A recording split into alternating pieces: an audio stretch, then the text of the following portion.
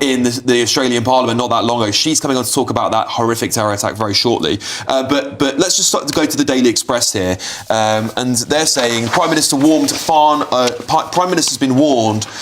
Farm owners are considering suicide before April's inheritance tax. This is shocking. And Leo, I was out speaking to farmers at the protest. I was interviewing them outside Downing Street. And there is a serious concern, not just from the parents, but the children who are also worried about their parents' health and their mental health about this. And I'm worried about my health if there's nobody left to grow the food that I need to eat. Yeah. I don't know if people know. I know a lot of people think that food just comes from Asda, but actually there's a process before that when farmers grow it, and they've been hammered by net zero, so the size of cow herds have been stripped down. That's why beef is so expensive right now. They're hammered with tax. They're hammered with competition from overseas, and it's so hard to make a living. You're making a living of such thin margins in the UK, and it's been like this for decades. I'm from a farming region in Dumfriesshire, and we've seen some suicides already. I mean, John Charlesworth tragically took his life. He's a 78-year-old man in Yorkshire,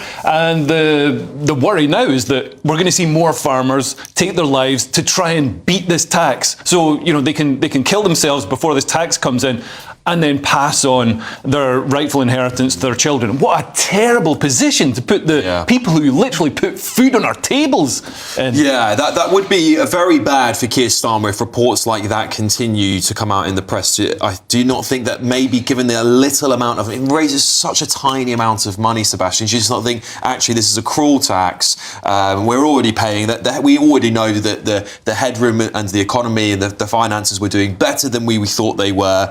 Is there not a time now to say, do you know what, we should drop this policy? I think it's about fairness. If you look at the amount of money this costs people, if you have a £3 million house and you inherit that, you pay £800,000 in tax. If you have a £3 million farm that you inherit, you pay zero if it's the main residence, and that is after this policy comes in. Right, so there is includes assets, right? And tractors and big equipment can cost hundreds of thousands of pounds. They're telling me about the cost. Most of these farmers don't turn a big profit. The profit's in the equipment, it's in the land, and actually what they do is, and they all say the same thing to me, so we're not all multi-millionaires. Yes, on paper we might be, but we're not cash rich, and we don't turn a lot of profit. What we do is we love what we do, and we enjoy feeding the nation as a result of it, and they feel very proud of that work. But they're not sitting there with Mercedes and Ferraris. No, you're quite right. Very, very wealthy people. But we do have the 7-year rule, and if they were to give those assets to their children before 7 years passed and then they die, there is no tax to pay on that. But that's horrible trying to,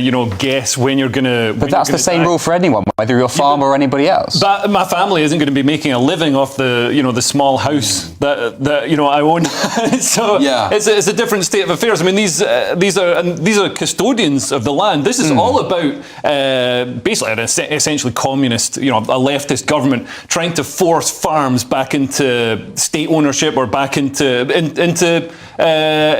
private and owned by corporations. I don't think. I mean, it's not Vietnam, Leo. We don't live in a communist government. Vietnam is a thriving capitalist state.